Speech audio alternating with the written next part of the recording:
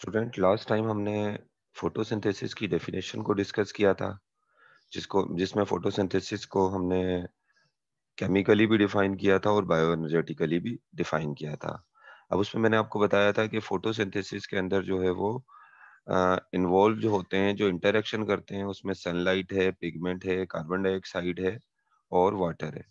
तो हम one by one सबके रोल को डिस्कस करेंगे कि ये जितने भी जो अ, चीजें हैं जो फोटोसिंथेसिस में टेक पार्ट कर रही हैं, इनका रोल फोटोसिंथेसिस में क्या है।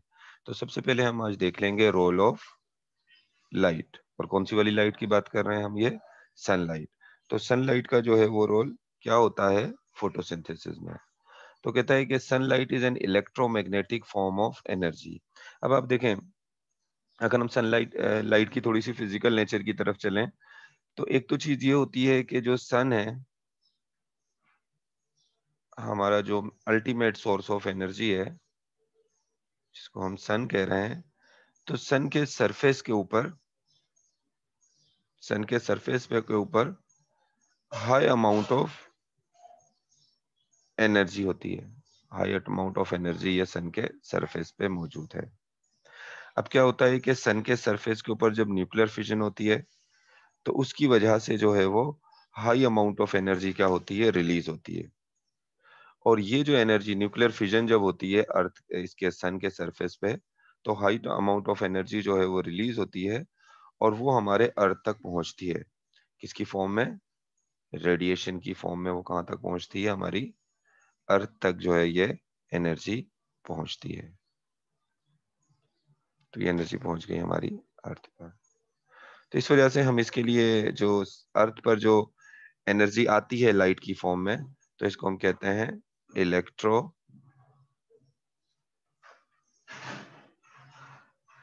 Magnetic radiation.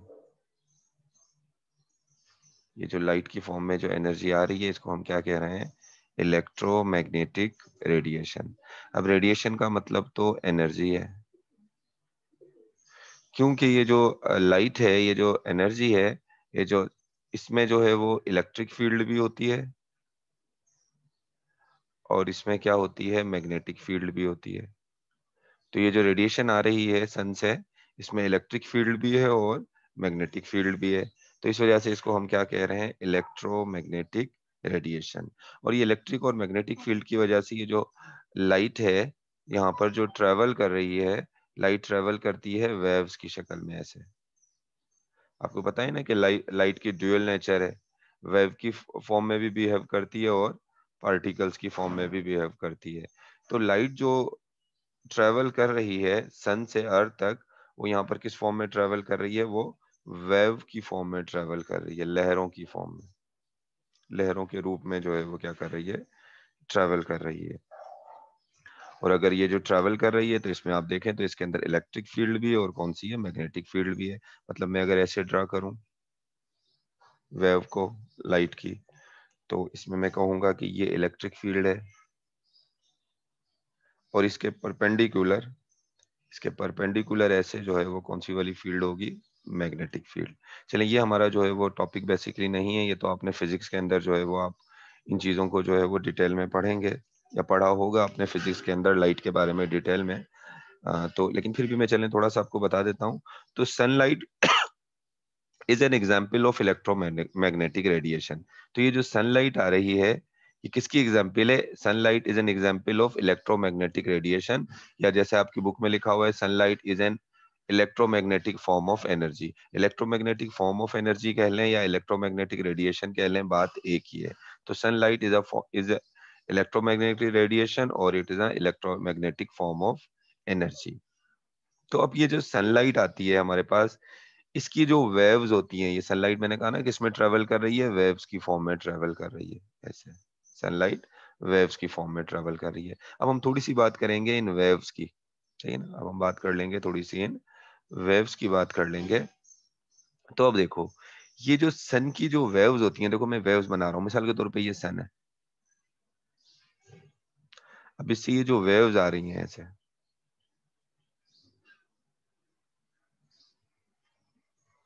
अब इन वेव्स की डिफरेंट वेवलेंथ है। वेव्स की डिफरेंट क्या है? वेवलेंथ है।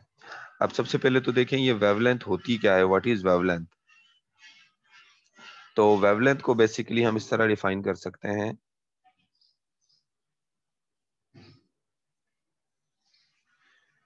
Distance between two higher peak,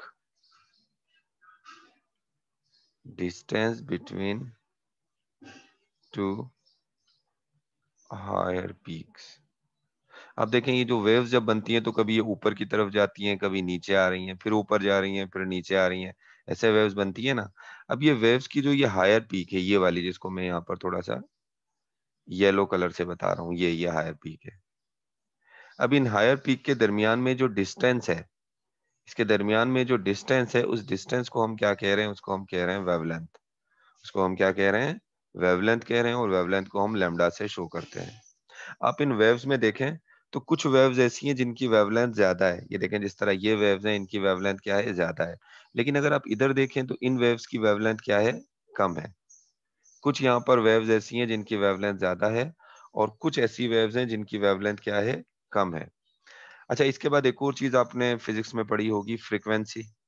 एक तो वेवलेंथ में हम एक तो यहाँ पर वेवलेंथ की हम बात करते हैं, और दूसरी हम किसकी बात करते हैं, फ्रीक्वेंसी की। तो फ्रीक्वेंसी बेसिकली क्या है, नंबर ऑफ ऑसिलेशन पर सेकेंड, यानी एक सेकंड में कितने नंबर ऑफ वेव्स ट्रेवल करेंगे। अब यहाँ पर देखो, यहाँ पर अगर आप देखो तो एक सेकंड के अंदर नंबर ऑफ वेव्स ज्यादा है, और यहाँ पर नंबर ऑफ वेव्स क्या है, कम है।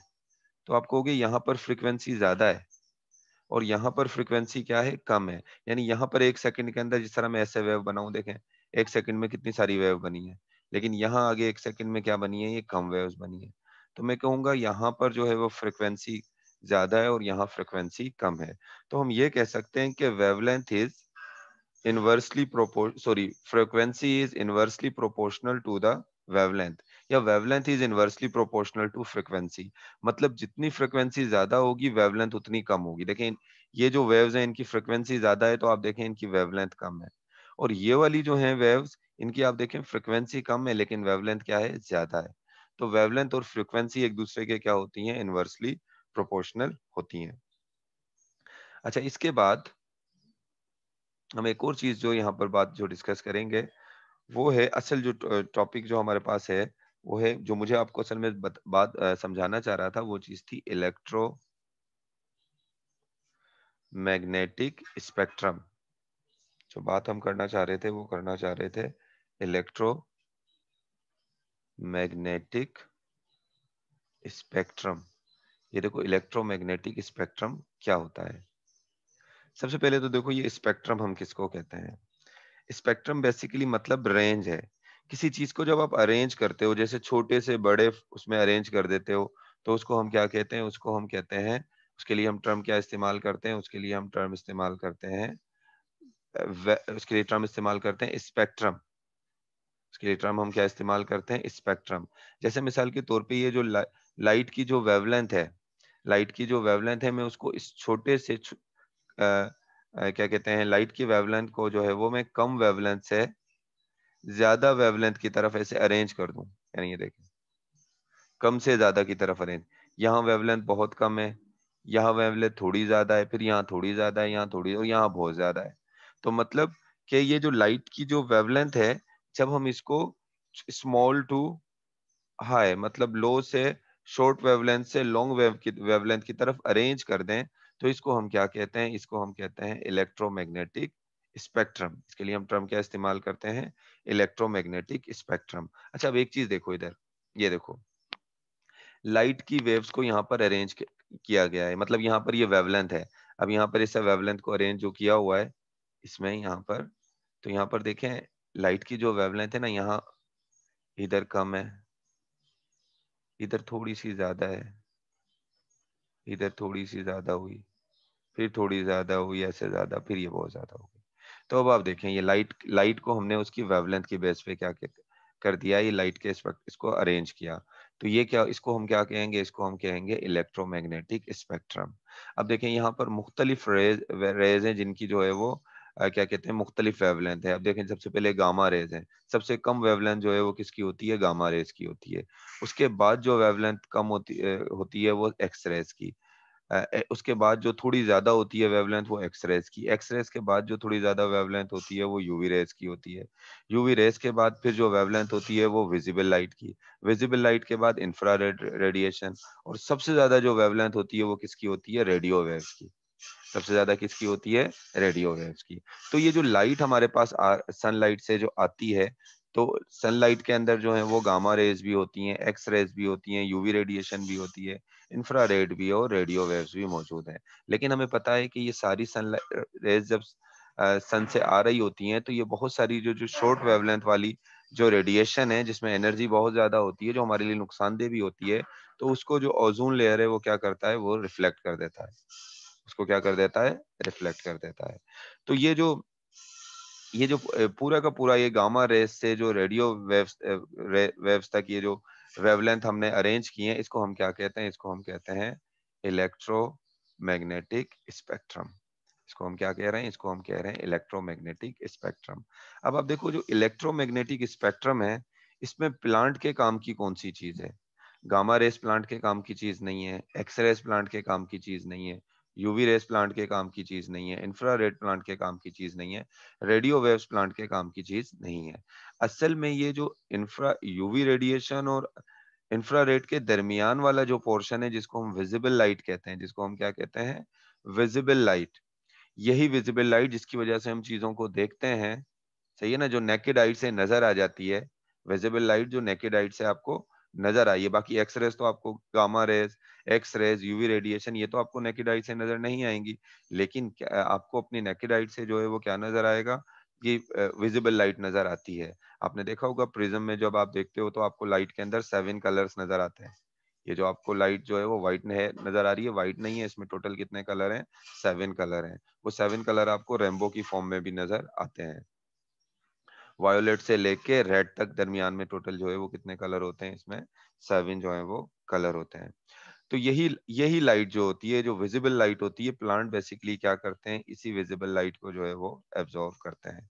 मतलब इलेक्ट्रोमैग्नेटिक जो मैंने स्पेक्ट्रम आपको बताया, उसमें प्लांट के काम का क्या है, प्लांट के काम का ये विजिबल लाइट है। वरना हम ह्यूमन बीइंग डिफरेंट टेक्नोलॉजी में, डिफरेंट टेक्निक्स में गामा रेस को यूज करते हैं। आपको पता है गामा रेस और एक्स रेज और यूवी रेस को हम जर्म्स को किल करने के लिए इस्तेमाल करते हैं। रेडियो वेव्स जो होती हैं इनकी बहुत ज्यादा वेवलेंथ होती है, तो सिग्नल्स को ट्रांसफर करने के लिए हम रेडियो वेव्स को जो है वो क्या करते हैं, हम इस्तेमाल करते हैं, सही है ना। इसी तरीके से और भी बहुत सारी जो है वो इसके अंदर एक्स रेज आ जाती हैं, इंफ्रारेड आ जाती हैं। तो ये सारी वेव्स डिफरेंट जगहों पर हम यूज करते हैं, एफएम में इस्तेमाल करते हैं, टीवी की जो रेडियो वेव्स को तो हम टीवी के सिग्नल्स, रेडियो के सिग्नल्स, इनमें भी जो है वो क्या करते हैं, हम इस्तेमाल करते हैं। अच्छा अब इधर देखें, थोड़ा सा जो आपकी बुक में लिखा हुआ है उसकी तरफ आ जाते हैं। सबसे पहले तो देखें इलेक्ट्रोमैग्नेटिक स्पेक्ट्रम की डेफिनेशन आपकी बुक में क्या लिखी हुई है। The full range of electromagnetic radiation in the universe is called electromagnetic spectrum. यानी full range of electromagnetic radiation, ये जो इलेक्ट्रोमैग्नेटिक रेडिएशन है इसकी जो ये फुल रेंज है, फुल रेंज का मतलब यहाँ पर इसकी सबसे शॉर्ट वेवलेंथ से सबसे लॉन्ग वेवलेंथ तक इसकी ये जो फुल रेंज है, मतलब गामा रेस से लेके रेडियो वेव्स तक, इस पूरी फुल रेंज को जो है वो हम क्या कहेंगे, इसको हम कहेंगे electromagnetic spectrum. This is electromagnetic spectrum. और मैंने आपको बताया था कि इसको इलेक्ट्रोमैग्नेटिक स्पेक्ट्रम क्यों कह रहे हैं, क्योंकि लाइट की जो वेव्स होती हैं इनमें इलेक्ट्रिक फील्ड भी होती है, और क्या होती है इसके अंदर, मैग्नेटिक फील्ड भी होती है। और इसको हम रेडिएशन क्यों कह रहे हैं, क्योंकि इसमें क्या होती है, एनर्जी होती है। तो रेडिएशन का मतलब क्या है, एनर्जी। तो visible light is only the small part of this spectrum. आप यहाँ पर देख सकते हो इस स्पेक्ट्रम के अंदर विजिबल लाइट क्या है, वो एक स्मॉल पार्ट है सिर्फ। ये देखें, गामा रेस देखें कितना बड़ा पार्ट है यहाँ पर इलेक्ट्रोमैग्नेटिक स्पेक्ट्रम का, गामा रेस को देखें, एक्स रेस को देख लें, यूवी रेस को। तो इसमें सबसे जो स्मॉल पार्ट है इलेक्ट्रोमैग्नेटिक स्पेक्ट्रम का, वो क्या है, वो है visible light. There are different visible light क्या, और इसके अलावा कहता है द, एक मिनट, इसमें ऊपर जो है ये देखें, visible light is the only small part of this spectrum. It is between 380 nanometre to 750 nanometre. यानी ये जो विजिबल लाइट है इसकी जो वेवलेंथ अगर आप देखें, तो विजिबल लाइट की जो वेवलेंथ है वो स्टार्ट होती है 380 नैनोमीटर से इसकी वेवलेंथ कहाँ तक होती है? इसकी 380 नैनोमीटर से इसकी वेवलेंथ जो है वो 750 तक होती है। या आप जैसे यहाँ पर मैंने 400 से लेके कहाँ तक की हुई है? 700 तक। 380 अप्रोक्सीमेटली करीब-करीब है 400 के, और 750 जो है अप्रोक्सीमेटली करीब-करीब किसके हो गया? ये 700 के। तो आप ये भी कह सकते हैं आपकी बुक में जो है वो 380 से लेके 750 तक, चले मैं इसको 750 कर देता हूँ और यहाँ कर देता हूँ 380।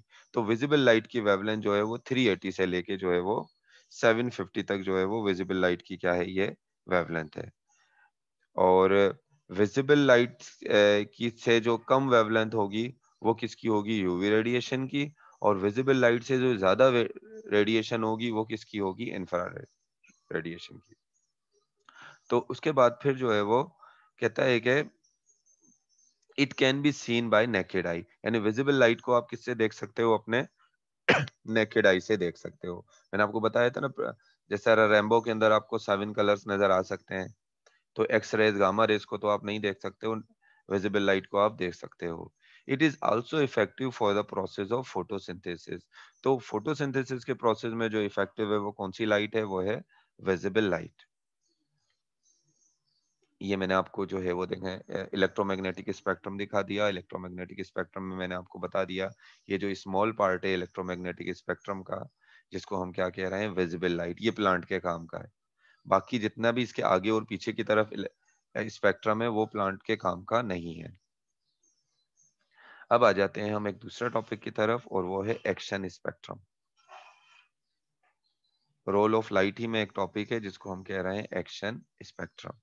तो देखो एक्शन स्पेक्ट्रम बेसिकली क्या है? एक्शन स्पेक्ट्रम एक ग्राफ है, a graph which shows the effectiveness of different wavelength of light for the process of photosynthesis is called action spectrum. देखो जो फोटोसिंथेसिस का प्रोसेस होता है ना, उसमें लाइट जो होती है बेसिकली कौन सी वाली लाइट यूज होती है? Visible light. कौन सी लाइट यूज हो रही है? विजिबल लाइट जो है वो यूज हो रही है। अब ये जो विजिबल लाइट होती है, तो आप देखो इस विजिबल लाइट की डिफरेंट वेवलेंथ है। ये जो ब्लू शेड है, ये जो आप देख रहे हो, ये ब्लू कलर में, जो वॉयलेट कलर में ये ब्लू के जो डिफरेंट शेड आ रहे हैं, उसकी जो वेवलेंथ होती है 430 या 400 से लेके 500 तक, इसकी क्या है? ये वेवलेंथ है। 400 होगी, फिर 450 होगी, इसके बाद फिर 500 है। इसी तरीके से आपको ये जो ग्रीन कलर की जो वेवलेंथ नजर आ रही है वो 500 है। फिर येलो कलर की जो वेवलेंथ नजर आ रही है वो 560 है। और ये जो रेड के डिफरेंट कलर हैं, रेड से रिलेटेड जो डिफरेंट कलर हैं, उसकी वेवलेंथ आपको 600 और 700 जो है वो के उसमें क्या दरमियान में जो है वो क्या आ रही है? नजर आ रही है। तो देखें ये जो विजिबल लाइट है इसकी भी डिफरेंट वेवलेंथ है, और वो वेवलेंथ 400 से लेके 700 नैनोमीटर तक है। और उसके फिर बीच में भी बहुत सारी आ जाती हैं, 450, 500, 560, 600 और 700। ऐसे ही आगे आप 750 तक जा सकते हैं। तो अब कहता है a graph will show effectiveness of different wavelength of light for the process of photosynthesis is called action spectrum। यानी अगर हम एक ग्राफ बनाएं और वो ग्राफ लाइट की डिफरेंट वेवलेंथ की इफेक्टिवनेस की बात करे, मतलब कौन सी लाइट की वेवलेंथ पर फोटोसिंथेसिस ज्यादा बेहतर होती है। यानी यहाँ लाइट की डिफरेंट वेवलेंथ है, अगर मैं बात करूं कि 400 पर फोटोसिंथेसिस ज्यादा होगी या 450 पर ज्यादा होगी, 600 पे ज्यादा है या 650 पर ज्यादा है, तो लाइट की जो डिफरेंट वेवलेंथ होती हैं वो फोटोसिंथेसिस के लिए कितनी इफेक्टिव होती हैं, अगर हम उसको एक ग्राफ की फॉर्म में शो करें तो उसको हम क्या कहते हैं? उसको हम कहते हैं एक्शन स्पेक्ट्रम। चले अब यहाँ पर मैं एक थोड़ा सा जो है वो सिंपल सा एक ग्राफ बना लेता हूँ। ग्राफ में आपको पता है हम ये एक वर्टिकल और हॉरिजॉन्टल लाइंस खींचते हैं, तो इसमें जो है वो एक तरफ हम लिख लेते हैं ये वेवलेंथ हो गई, यहाँ पर क्या हो गई? ये वेवलेंथ। और वेवलेंथ को हम यहाँ नैनोमीटर में लेंगे, और यहाँ पर हम रिलेटिव फोटोसिंथेटिक रेट देख लेते हैं। यहाँ पर जो है वो फोटोसिंथेटिक रेट।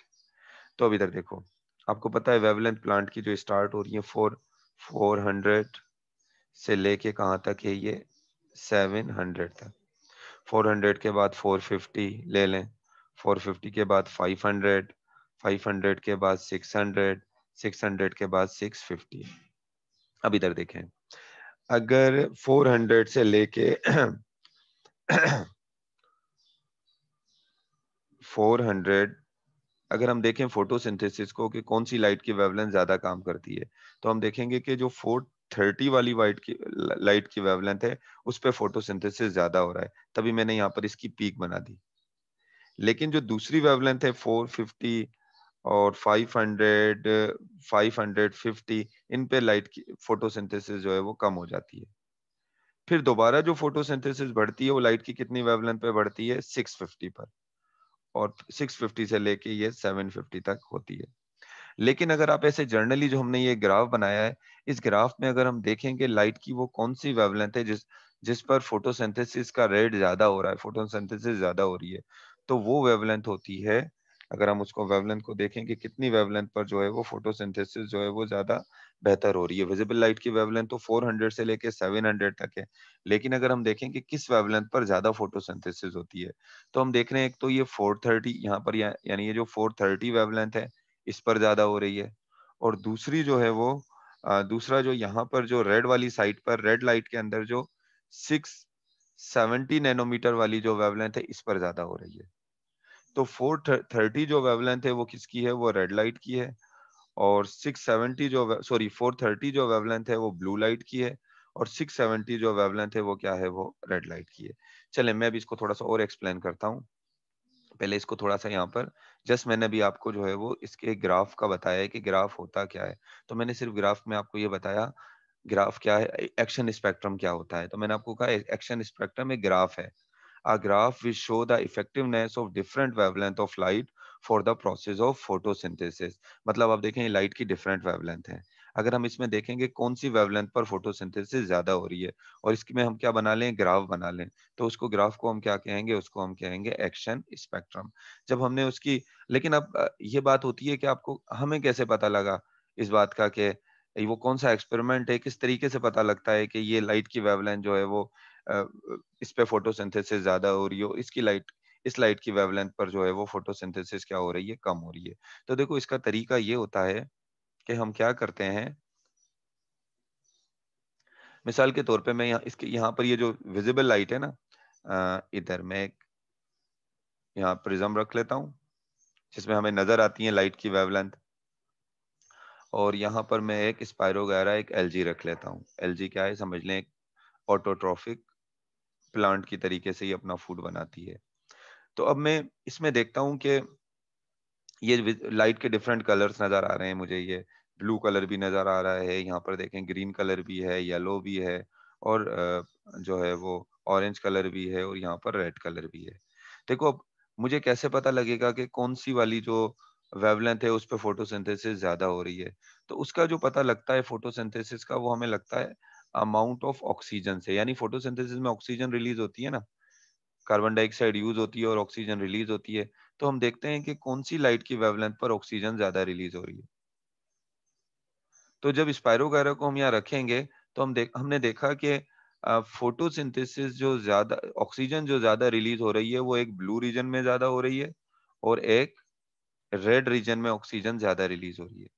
तो हमें ये बात पता लगी कि फोटोसिंथेसिस का जो प्रोसेस हो रहा है, यानी जो वेवलेंथ है, वो एक तो ब्लू लाइट की वेवलेंथ और रेड लाइट की वेवलेंथ पर फोटोसिंथेसिस ज्यादा हो रही है। यहाँ पर ज्यादा ऑक्सीजन रिलीज हो रही है। अब हमें ये कैसे पता लगा कि ऑक्सीजन यहाँ ज्यादा रिलीज हुई है, तो हमने देखा कि अगर हम यहाँ पर एरोबिक बैक्टीरिया छोड़ दें, यहाँ पर जो ऑक्सीजन की प्रेजेंस में रेस्पायर करते हैं, तो एरोबिक बैक्टीरिया जो है वो रेड लाइट वाले रीजन में और ब्लू लाइट वाले रीजन में ज्यादा जमा हो जाएंगे। मतलब क्योंकि यहाँ पर ऑक्सीजन ज्यादा है ना, तो ये एरोबिक बैक्टीरिया रेड लाइट वाले रीजन में और ब्लू लाइट वाले रीजन में क्या होंगे, ज्यादा जमा हो जाएंगे। तो इससे हमें पता लगेगा कि रेड लाइट और ब्लू लाइट वाले रीजन में क्या हो रही है, फोटोसिंथेसिस ज्यादा हो रही है। तो इसी तरीके से हम इसका एक ग्राफ बना लेंगे।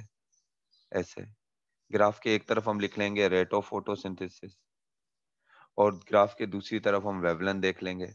तो इसमें हम देखेंगे कि ये ऐसे अगर हम इसकी पीक्स बनाएं, तो हमें सबसे ज्यादा जो पीक मिल रही है वो ब्लू लाइट वाले रीजन में मिल रही है, और कौन से वाले रीजन में मिल रही है, रेड लाइट वाले रीजन में मिल रही है।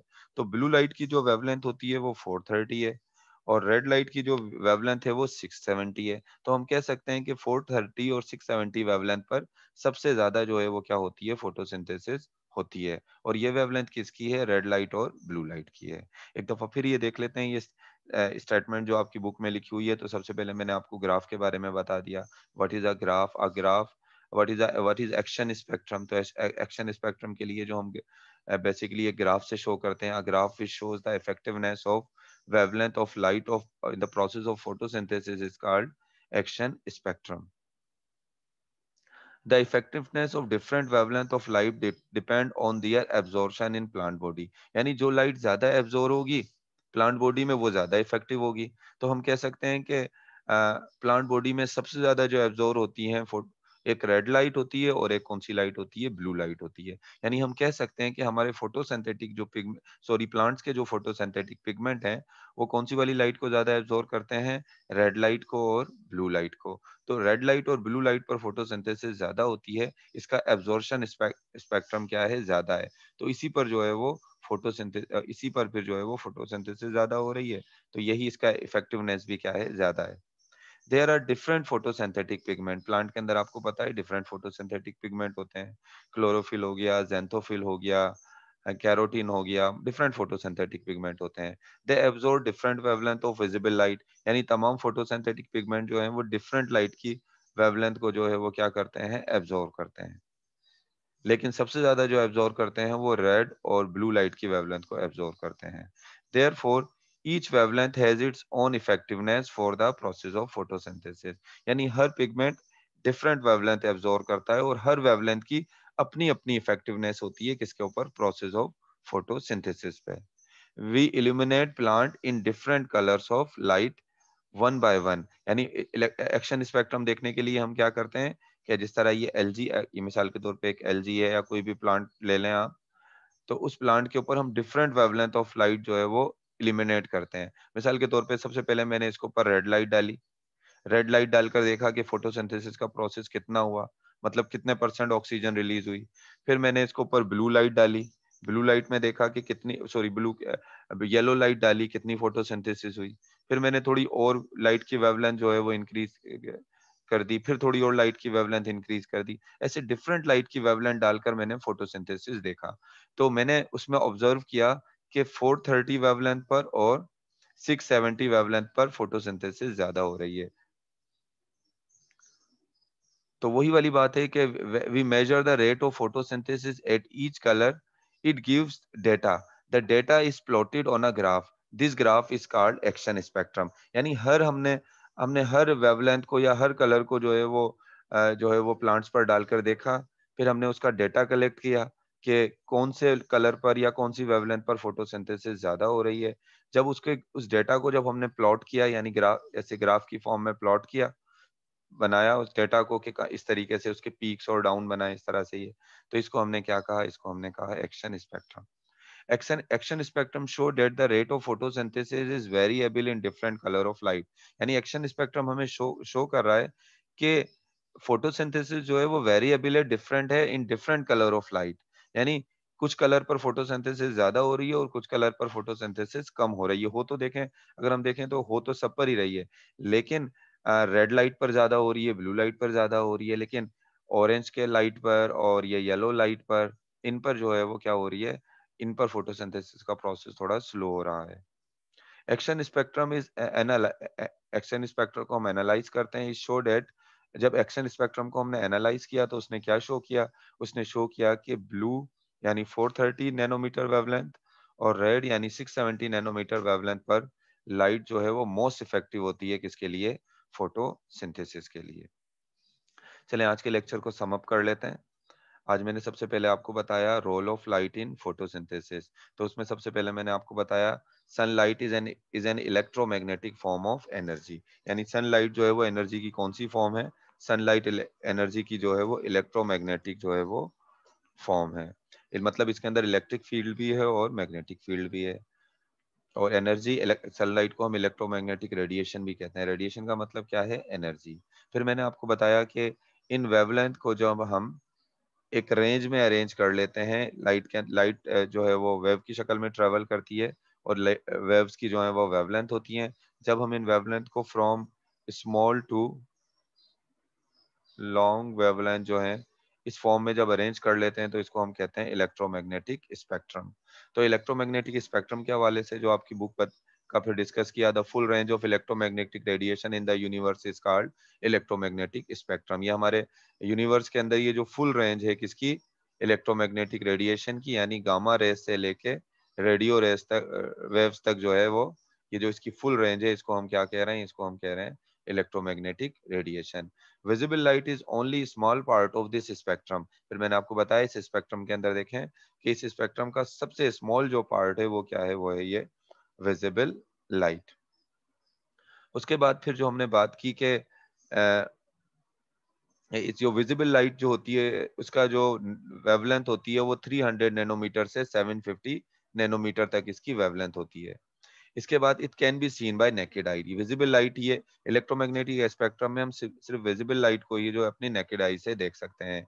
It is also effective for the process of photosynthesis.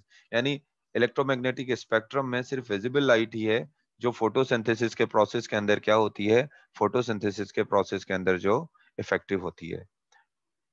इसके बाद मैंने आपको एक्शन स्पेक्ट्रम बताया। Action spectrum is nothing but it is a graph which show the effectiveness of different wavelength of light in the process of photosynthesis. उसके बाद फिर हमने देखा कि the effectiveness of different wavelength of light depend on their absorption in plant body। यानी effectiveness तो depend करती है वेवलेंथ की कि वो कितनी प्लांट बॉडी में एब्जॉर्ब हो रही है। जो वेवलेंथ या जो लाइट ज्यादा प्लांट बॉडी में एब्जॉर्ब हो रही है वो उतनी ही इफेक्टिव होगी किसके लिए, फोटोसिंथेसिस के लिए। तो देयर प्लांट्स के अंदर डिफरेंट फोटोसिंथेटिक पिगमेंट होते हैं। They absorb different wavelength of light. Chlorophyll a different wavelength of light absorb करेगा, क्लोरोफिल बी डिफरेंट करेगा, कैरोटीन डिफरेंट करेगा और ज़ेंथोफिल डिफरेंट करेगा। जब इलेक्ट्रोमैग्नेटिक स्पेक्ट्रम जो एक्शन स्पेक्ट्रम जो हमें पता लगता है कि कौन सा लाइट की जो वेवलेंथ होती है वो, या कौन सा लाइट का कलर कितनी जो है वो फोटोसिंथेसिस को तेज कर रहा है, कितना इफेक्टिव है, इसके लिए हम क्या करते हैं, we illuminate plant in different colours of light one by one. यानी प्लांट के ऊपर डिफरेंट कलर ऑफ लाइट जो है हम डालते हैं वन बाय वन। कभी आप इसके ऊपर ब्लू कलर की लाइट डाल दो, कभी आप इसके ऊपर जो है वो रेड येलो कलर की लाइट डालकर देखो, कभी आप इसके ऊपर जो है वो रेड लाइट डाल के देखो।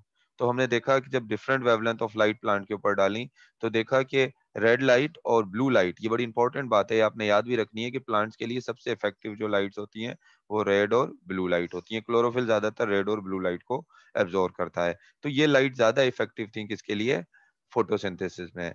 जब हमने इसको इसका एक प्लॉटेड एक ग्राफ बना लिया, इसी जो हमारा रिजल्ट आया कि इसको हमने ग्राफ की फॉर्म में इस तरह से जब शो किया, यानी सबसे ज्यादा ये रेड लाइट और ब्लू लाइट पर फोटोसिंथेसिस हो रही है, तो इसको हमने क्या कहा, इसको हमने कहा एक्शन स्पेक्ट्रम।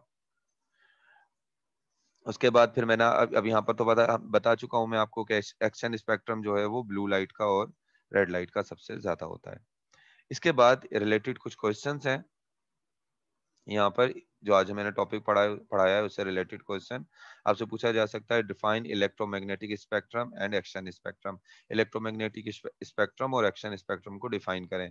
दोनों की डेफिनेशन मैं यहाँ पर दे चुका हूँ। इलेक्ट्रोमैग्नेटिक स्पेक्ट्रम क्या है, full range of electromagnetic radiation है, और एक्शन स्पेक्ट्रम क्या है, ये ग्राफ है जो डिफरेंट वेवलेंथ की इफेक्टिवनेस को शो करता है। How action spectrum is form, right it's uses. किस तरीके से एक्शन स्पेक्ट्रम जो है वो बनता है और इसके जो है वो uses. How action spectrum is form, right it's uses. Action spectrum जो है वो किस तरीके से बनाया जाता है, इसके यूजेस क्या हैं। तो वो आप एक्शन स्पेक्ट्रम का बता देंगे कि एक्शन स्पेक्ट्रम बनाने के लिए, ये मैंने आपको यहाँ कुछ पॉइंट्स बताए कि ये एक्शन स्पेक्ट्रम बनाने का तरीका है कि we illuminate plant of different wavelength of light one by one. फिर वो जो देन फिर मेजर, फिर उनमें फोटोसिंथेटिक के जो कलर्स होते हैं और उसका जो डेटा होता है वो हम ऑब्टेन करते हैं, और डेटा को जब ग्राफ की फॉर्म में लेते हैं तो उससे क्या बनता है, उससे उससे जो है वो एक्शन स्पेक्ट्रम बनता है।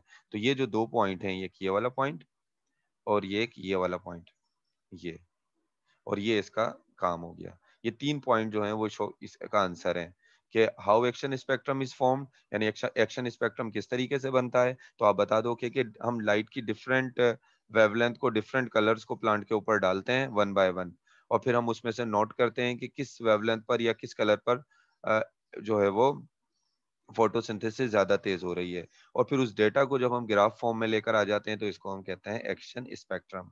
What is right it uses, इसका यूजेस क्या है। तो एक्शन स्पेक्ट्रम का यूज ये है कि ये हमें बताता है कि कौन सी लाइट की वेवलेंथ कितनी इफेक्टिव है किसके लिए, फोटोसिंथेसिस के लिए। Which part of electromagnetic spectrum is effective for photosynthesis? Electromagnetic spectrum का वो कौन सा पार्ट है जो फोटोसिंथेसिस के लिए इफेक्टिव है? तो वो मैंने आपको बताया था, विजिबल लाइट। और उसका वेवलेंथ कितनी होती है उस पार्ट की? तो वेवलेंथ होती है विजिबल लाइट की 400 से लेके 700 तक। Which wavelength of light are most effective in for photosynthesis? वो कौन सी वेवलेंथ होती है विजिबल लाइट की जो मोर इफेक्टिव होती है? विजिबल लाइट की वेवलेंथ तो 400 से लेके 700 तक हो गई ना। तो इसमें सबसे जो इफेक्टिव होती है वो कौन सी होती है? तो सबसे इफेक्टिव जो वेवलेंथ है वो 430 है, जो ब्लू लाइट की है। और उसके साथ जो है वो दूसरे नंबर पर जो है वो 650 है, जो किसकी है, 670 तक है, जो किसकी है, जो रेड लाइट की जो है वो वेवलेंथ है। तो चलें, आज हमने रोल ऑफ लाइट देखा फोटोसिंथेसिस में। नेक्स्ट टाइम हम देखेंगे role of photosynthetic pigment in photosynthesis.